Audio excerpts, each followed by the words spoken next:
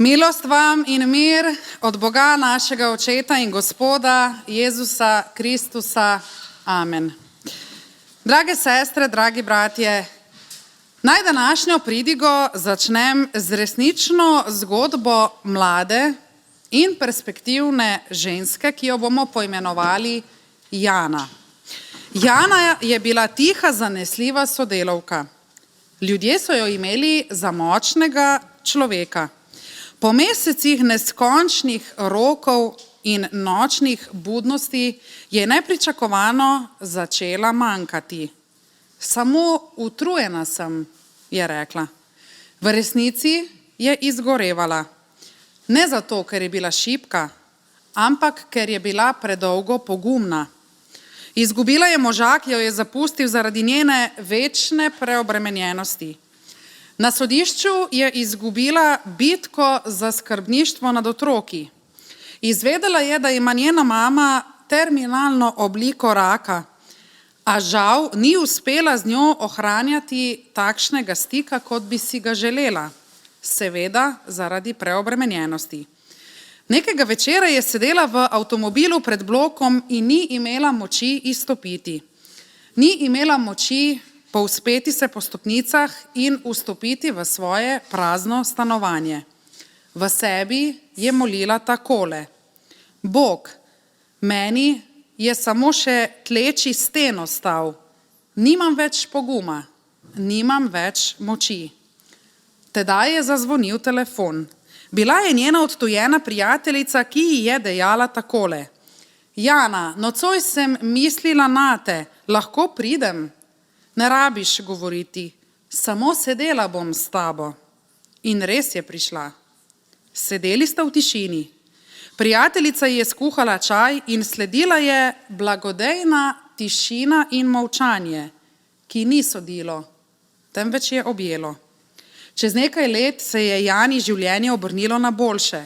Ko je razmišljala o teh svojih težkih trenutkih, je zapisala takole: Takrat sem začutila, kot da je Bog svojo roko zasenčil moj plamen pred vetrom. Nisem zagorela naenkrat, a nikoli več nisem ugašala. Veste, Bog pogosto pride tako, kot človek ob nas, kot nežna bližina, ki ne zahteva, ampak nas drži. Dragi bratje, drage sestre, vsi poznamo dneve, ko je svet preglasen, ko je dela okoli nas preveč, ko je tišina prekratka, ko nam srce govori, samo še malo zdržim. V času, ko se je dotik umaknil zaslonom, ko nas primerjave tiho trgajo in ko se zdi, da je vredno le to, kar je bleščeče in glasno, nas prerok Izaija preseneti z razodetjem Božjega srca. Bog je nežnejši, kot si upamo verjeti. Ne pride, da bi lomil, ampak da bi povijal. Ne pride, da bi ugasil, ampak da bi razplamtel. Sredi našega tempa in tesnob nam šepeta: Jaz te ne bom zlomil, jaz te ne bom ugasil. Preberimo sedaj odlomek eno izmed najlepših vrstic Svetega pisma, ki jo najdemo v knjigi preroka Izaija v 42. poglavju v 3. vrstici, kjer pravi takole: Nalomljenega trsta ne bo zlomil in tlečega stenja ne ugasil. Torej, nalomljenega trsta ne bo zlomil in tlečega stenja ne ugasil. Hvala Bogu za njegovo sveto, resnično in neminljivo besedo. Amen. Kratka vrstica, a z močnim pomenom. Nalomljenega trsta ne bo zlomil in tlečega stenja ne ugasil, so našli v številnih judovskih molitvenikih. Te besede pa so našli zapisane tudi na stenah marsikaterega taborišča v času II. Svetovne vojne. Judje, ki so preživeli holokaust, so si te besede, ki so bile mimogrede originalno zapisane v 6. stoletju pred Kristusom, večkrat ponavljali kot molitev tolažbe. Počutili so se kot zlomljen trst, brez moči, brez domovine, brez upanja. Beseda, da jih Bog ne bo dokončno zlomil, je bila zanje duhovna opora v času, ko je človeška logika govorila nasprotno. Originalni pisec je sicer te besede namenil Izraelcem, ki so bili v 6. stoletju pred Kristusom v babilonskem izgnanstvu. To besedilo namreč govori o tolažbi izgnancev, govori o obljubi novega izhoda iz Babilona. Pisec je v bistvu anonimnež, ki nadaljuje tradicijo preroka Izaija, vendar je njegov način pisanja drugačen kot na začetnih straneh Izaijine knjige. Pisec torej piše o občutkih zloma, duhovnega, identitetnega, političnega, osebnega. Ljudstvo se počuti kot zlomljen trst, kot tleči sten. Toda sporočilo besedila govori o tem, da Bog ne bo dokončno zlomil tistega, ki je že ranjen, ampak ga bo nežno obnovil. Sedaj pa se osredotočimo na ti dve prispodobi, o katerih smo brali. Kaj je trst? Če pogledamo jezikoslovno in botanično ozadje, se na tem mestu uporabi hebrejski izraz kaneh, kar dobesedno pomeni stebelce ali trst, ki se v biblijskih besedilih uporablja zelo široko. Za vodni trst, za piščal, torej panove piščali, zagotovo imamo takoj asociacijo, uporablja se za merilno palico, lahko pa tudi za dišečo trstiko. Z drugimi besedami, gre za velike vodne trave, ki so razširjene v dolinah rek, recimo Jordana, Nila. Gre za tipični trst v Palestini ali Egiptu. Je visok, votel, gibek, a tudi krhek. Raste pa vedno v obrežnih zatišjih. Največkrat so ga torej uporabljali za merilno palico, za glasbilo, predvsem za piščal, ali pa za dišavo v olju, predvsem dišeča varianta te rastline.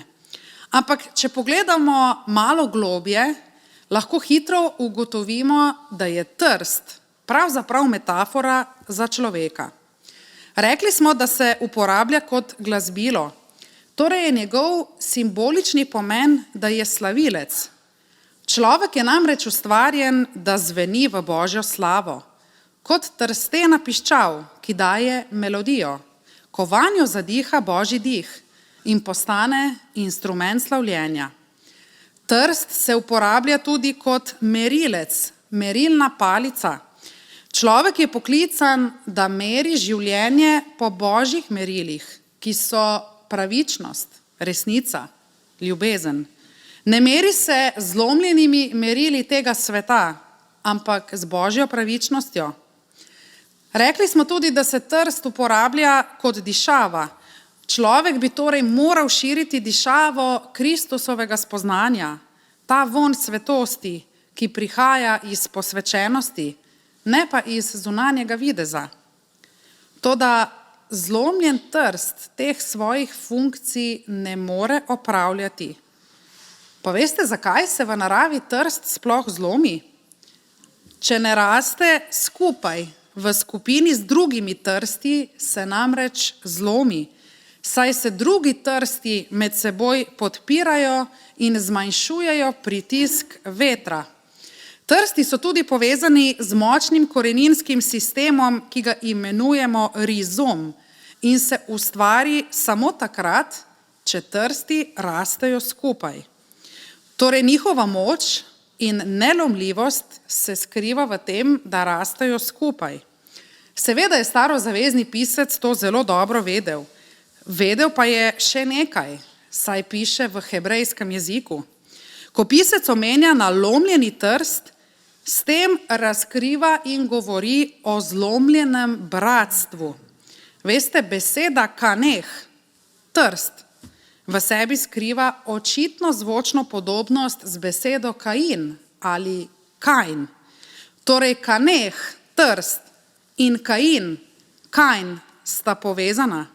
Starozavezni pisec se s tem spominja zloma bratstva, zloma v odnosu, ki se zgodi v zgodovini človeštva ob prvem umoru, bratomoru, ko Kain umori svojega brata Abela in s tem postane nalomljen trst, saj se zlomi bratstvo.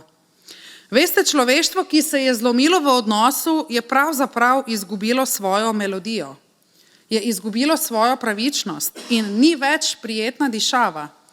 V današnjem svetu bi to lahko pomenilo nekako takole. Sodobni človek je izgubljen v hrupu. Namesto prijetne melodije je poln disonance, poln stresa, v glavi mu odzvanja hrup vsakodnevne naglice, jeze, negativnosti, tekmovalnosti, pričakovanj. Človek ne sliši več prijetne melodije, pač pa je osredotočen na kaos okoli sebe.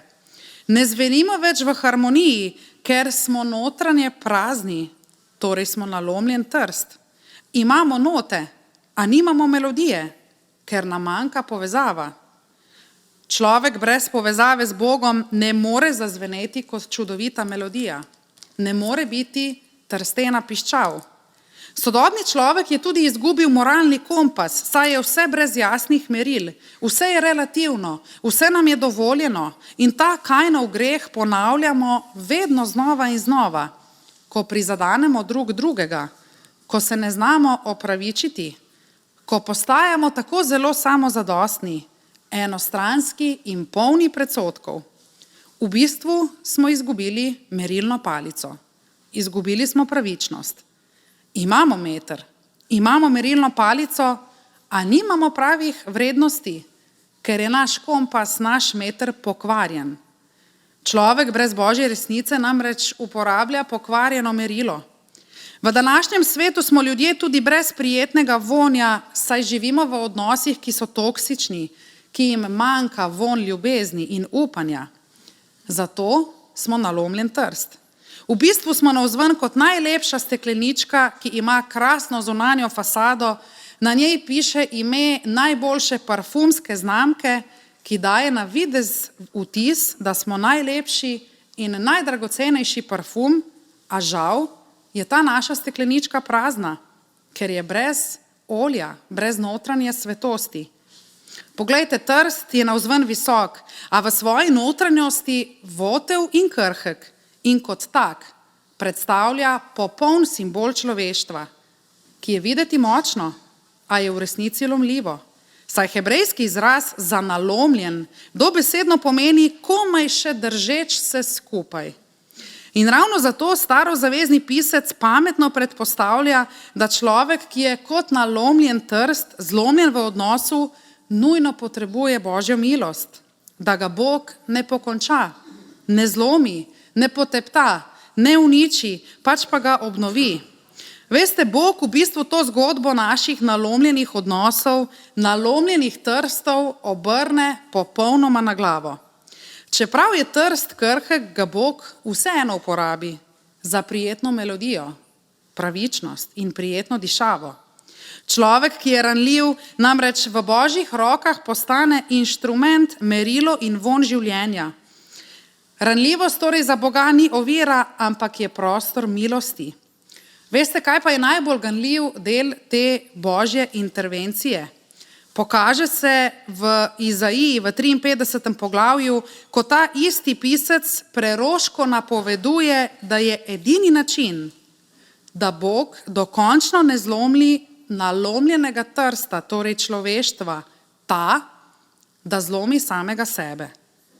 V 53. poglavju namreč isti pisec pravi, da je bil on, torej Kristus, ranjen zaradi naših prestopkov in strt, dobesedno pravi zlomljen zaradi naših krivd. Edini način, da Bog obnovi naše nalomljene odnose, naše nalomljene trste, je torej ta, da jih dokončno ne uniči, pač pa da dokončno zlomi samega sebe v Kristusu. Bog torej postane ranljiv in nas se v Kristusu prevzame našo lomljivost, našo trstno naravo, da jo ozdravi. Na križu gledamo Kristusa, ki je kot trst, ki se dokončno zlomi, da bi mi ostali nepoškodovani. Pusti se zlomiti, da mi ostanemo celi. Kako to vem? Ker v Matejevem evangeliju, ki je prvenstveno namenjen spreobrnjenim Judom, v 27. poglavju od 29. do 31. vrstice beremo takole. Iz trnja so spletli krono in mu jo dali na glavo in trst v njegovo desnico. Poklekovali so pred njim, ga zasmehovali in govorili, pozdravljen judovski kralj, in pljuvali so vanj, mu vzeli trst in ga z njim tepli po glavi. Potem, ko so ga zasmehovali, so mu slekli plašč, ga oblekli v njegova oblačila in odvedli, da bi ga križali. Vidite, iz Jezusa so se norčevali na način, da so mu v roko dali trst kot primer navideznega kraljevskega žezla ali kraljevske palice. Pričemer gre seveda za izpolnitev preroštva iz Izaije. Nalomljenega trsta ne bo zlomil. V resnici pa Kristus kot zdrobljen trst postane nova merilna palica, novo merilo pravičnosti, ki nas opravičuje po veri. Postane novo glasbilo, saj njegova daritev postane pesem odrešenja mnogih. Postane tudi nova dišava, saj je vonj o njegovi milosti in ljubezni nalezljiv. Prebrali smo tudi, da tlečega stenja ne bo ugasnil. Kaj je v bistvu sten? Gre za drobno laneno nitko, ki se je uporabljala kot sten v oljenki. V tedajni kulturi so oljenke, torej glinene posodice z oljem, imele sten iz lanenih vlaken, ki je gorel in dajal svetlobo. Iz teh lanenih vlaken so bile pripravljene tudi duhovniške obleke, saj Judje lan vidijo kot čisto tkanino, ki kaže na ločenost čistega ali svetega od nesvetega. Lan so uporabljali za sten tudi zato, ker je dolgo časa enakomerno gorel. Ko pisec Izaija govori o stenju, v bistvu ne govori več o tleči svetilki ali oljenki, pač pa govori o dimu, ki se kadi iz te oljenke, tik preden ugasne. Torej, ko je sten skoraj da ugasnil, je zadimil. Takrat je bila njegova svetloba povsem šibka. Ko torej govorimo o tlečem stenju, govorimo pravzaprav o dimu. Kakšen pa je človek, ki je kot dim, kot tleči sten? Gre za simboliko izčrpanosti, izgube vitalnosti, bolečega spomina na to, da je v preteklosti naš ogenj gorel, saj smo bili vitalni. Ko govorimo o dimu ali tlečem stanju, gre v bistvu za prispodobo človeka, ki je izgubil moč, vizijo, upanje, smisel, čeprav v njem še vedno tli sled življenja. To je človek, ki je notranje zlomljen, ki trpi za nevidno bolečino, je kot dim, ki je tih, a neopazen. Tak človek se trudi s svojimi lastnimi močmi. Trudi se svojimi daritvami, svojimi dobrimi deli, a žal ga to še dodatno izčrpava. Toda Bog tudi takšnega človeka, ki je navidezno neuporaben, ne zavrže, pač pa v njem ponovno oživi ogenj, vitalnost, življenje, daje mu možnost za napredek. In kako to stori? Tako, da dim oljenke spremeni v pravo živo daritev, ki je Kristus sam, saj pravi v Efežanom 5:2: in živite v ljubezni, kakor je tudi Kristus vzljubil nas in je daroval sam sebe za nas kot blago, dišečo daritev in žrtev Bogu. Dim v stari zavezi je namreč povezan z žrtvijo. Zato gre za napoved, da prihaja prava daritev v Kristusu kot dišeča daritev, dišeča žrtev. Dragi prijatelji, živimo v času, ko je hitrost postala norma, popolnost pa ideal. Sodobni človek je obkrožen z zahtevami: bodi uspešen, bodi močan, Bodi vedno in vse povsod na voljo. V digitalnem svetu, kjer algoritmi merijo našo vrednost po všečkih in dosežkih, je krhkost skoraj da sramota. In ko se zlomimo, ko se počutimo kot nalomljen trst ali kot sten, ki komaj da še tli, svet pogosto nima časa za našo ranljivost. Toda veš, Bog vidi tvojo krhkost in je ne prezre. Bog se sklanja k tistemu, ki se komaj še drži skupaj. Bog utrjuje tistega, ki se počuti izpraznjenega, krhkega, utrujenega od napačnih odločitev, naveličanega življenja. Morda si to ti, dragi prijatelj, preobremenjen z dolžnostmi, ranjen v odnosih, prestrašen zaradi prihodnosti, napet in v strahu zaradi krivic, razočaran nad sabo in nad drugimi. Toda Bog na nas ne gleda strogo ocenjevalno tabelo, pač pa z nežnostjo. Sam je namreč naše prestopke in krivde prevzel nase. Sedaj pa je tu in čaka, da nas nežno podpre, obveže, da nas drži, da ne pademo. Ko je človek neuporaben, ga družba največkrat zavrže. Bog pa ravno v našo krhkost položi svoje vezi milosti, novo upanje, mir v srcu, nežno prijateljstvo. V naši ranljivosti se nas Bog najbolj nežno dotakne. Ko imamo občutek, da smo vredni le kot nepomemben dim, ki je morda le boleč spomin na pretekle uspehe, nas Bog ne upihne do konca, pač pa nam raje dotoči nov vir, novo olje milosti. Morda je tvoja molitev nežni in prestrašeni šepet, ki pa ga Bog imenuje kot močan glas. Morda je tvoja vera le majhna in skoraj da nevidna iskra, ki pa jo Bog spreminja v plamen, ki se ohrani. Veste, ko se nas dotakne Bog, začnemo dišati po upanju, po spravi, po nežnosti. Ne zato, ker smo močni, pač pa zato, ker smo ranljivi, ker prihajamo z vsemi svojimi ranami iz otroštva, obteženi z vsemi težkimi besedami, ki so nam jih izrekli drugi, pa nam Bog vseeno ostane blizu. Saj ravno naša ranljivost ustvarja prostor za Božjo bližino. Bog vidi tisto v nas, kar je najšibkejše in ravno tam začne najmočnejše delo. Ne išče popolnega, da bi pokazal svojo moč. Išče ranjenega, da bi s tem razodel svojo ljubezen. Če se ti zdi, da je tvoj življenjski trst preveč nalomljen, vedi, da nisi zavržen. Če je tvoj plamen le še iskra preteklosti, vedi, da nisi pozabljen. Bog ne pritiska na tisto, kar boli, da bi dokazal tvojo slabost, pač pa položi svojo strto, ranjeno roko, da bi ti pokazal svojo ljubezen. Zaključujem z resnično in ganljivo zgodbo, ki govori o nekdanjem sovjetskem agentu, ki je sodeloval pri preganjanju kristjanov.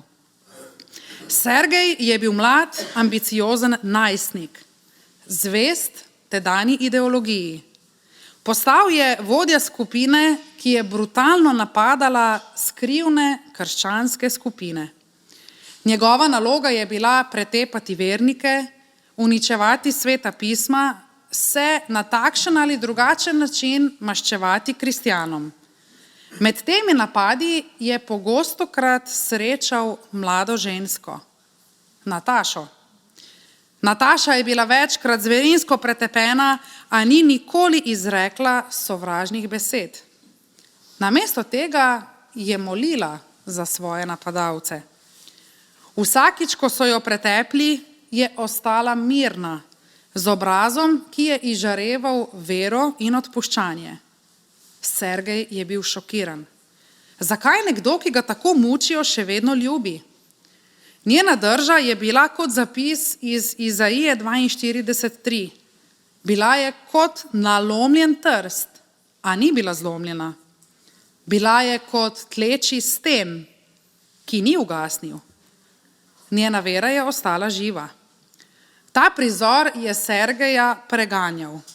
Kmalu zatem je pobegnil iz tedanje Sovjetske zveze v Severno Ameriko in postal kristjan.